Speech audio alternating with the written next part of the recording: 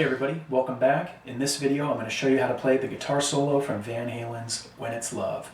A couple things I want to mention before we get started. First, tuning. You're going to keep your guitar in standard tuning.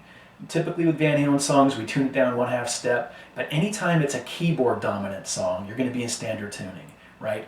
Jump, Right Now, Dreams, When the Cradle Will Rock, etc. Anything where the keyboards or piano is dominant, you're going to be in standard tuning with Van Halen. Second thing I want to mention is the tone. You'll notice I'm using my Fender Strat. And the reason being is if you listen closely to the original song, it really sounds like a neck single coil pickup being used for the solo, which is very unorthodox for Eddie, right? He's the king of humbuckers, some might say. But again, I've never heard Eddie actually mention this in an interview, but a lot of people agree with me that it's a neck single coil pickup. And many people speculate that it was a 57 Fender Strat that Eddie owns or owned. I'm not sure if he still owns it. But if you look at photos of his guitar collection, you will see some Fender Strats in there. That said, if you don't have a Strat or a single coil neck pickup, you can use a humbucker in either position and it's probably going to sound just as good. All right, let's jump on into it. All right, section 1 goes like this.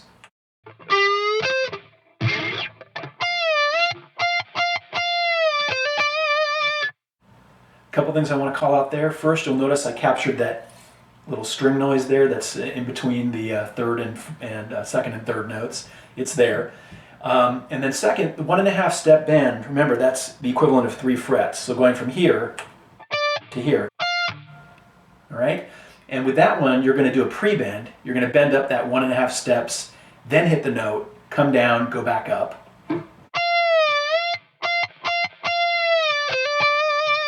All right?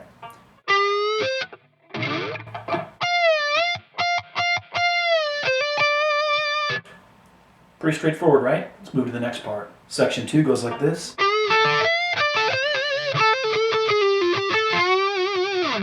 Slowly.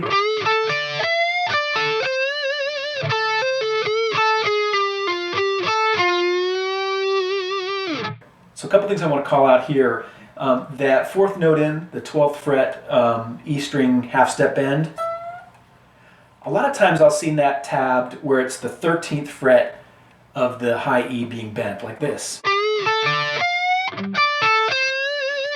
That's wrong. It might seem logical because you're primarily in D minor pentatonic here, but you're bending up at the 12th fret. So keep that in mind. A lot of times the tabs are wrong on that. Then you've got that 13th fret B string bend, the 7th note in. That's a pretty wide vibrato. All right. Then after that, we have this part. Notice my fingering. I'm not using my pinky there, okay, which is a very Clapton-esque Van Halen thing to do, right? You can use your pinky, but the reason I don't is because when I do that 13th fret to the 12th fret slide, it just feels more natural that way. So here it is slowly.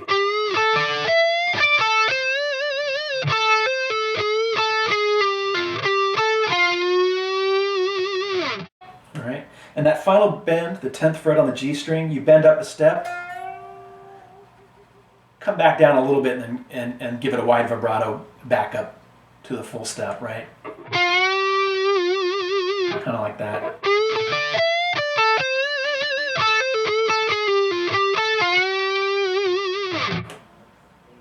Oh yeah, and then when you slide back down, make sure you slide back up, all right?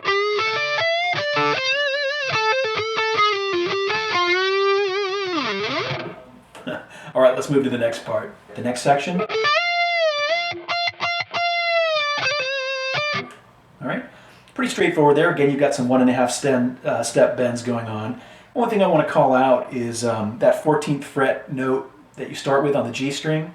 You're going to go past that note pretty quickly, right into the 15th fret B string. Okay. All right, let's move to the next part. All right, now we get to the final part of the solo, which is definitely the trickiest part because of the speed, etc. And as I normally do when I learn these solos, I try to watch live performances, even though with Van Halen he improvises so much that it's often misleading, although it does give you some ideas. And I watch other people's lessons. I read as many tabs as I can, although in the case of the tabs with this one, it's always wrong. But I did see a few other people play it and give lessons showing it exactly the same way, so that kind of helps me validate. And more importantly, I always take the original song, I put it in my editing software, and I slow it down and listen to every single note, note by note. And here's what I came up with.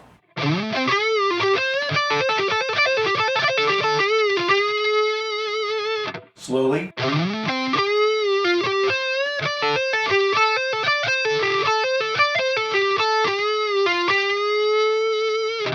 Okay, so there's a couple things I want to call out here.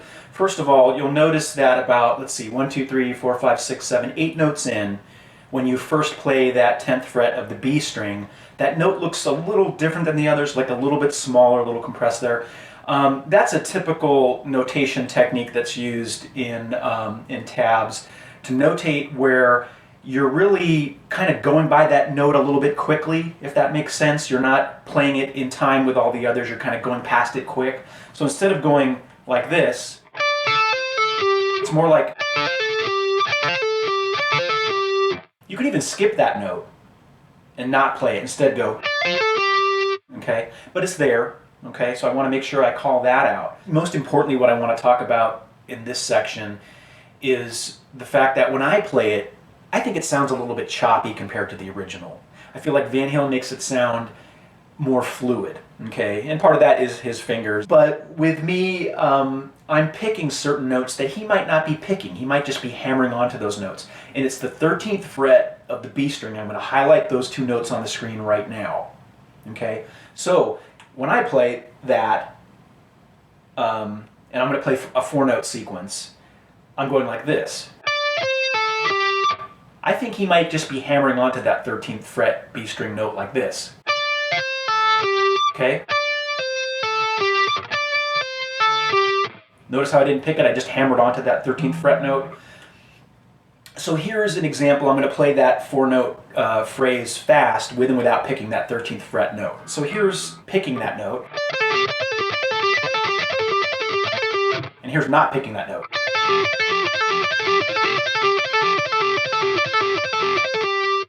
So you can tell that the first time around when I'm picking it, kind of gives a little bit of a choppy feel, but when you're not picking it, it sounds a little more fluid. Okay? So I would try it both ways and see what feels better to you and what sounds better to you. And then the last thing I want to mention, let's go back to that 4-note pattern. I've seen people, instead of playing the 10th fret of the high E, they'll play the 15th fret of the B. Same note, just different position on the fretboard. So instead of going, they'll go a little bit of a wide stretch. That's a very Van Halen-like thing to do. I've seen him do it on many different solos. But in the case of this one, I don't think he's doing that. I think he's staying in that typical, blues box position instead of. And the reason I say that is, watching him play this solo live, even though again he improvises, I've never seen him play it with that wide stretch at the end. I've always seen him just stick to the standard, kind of pentatonic blues box shape. Okay, so a lot of times people will tab it that way.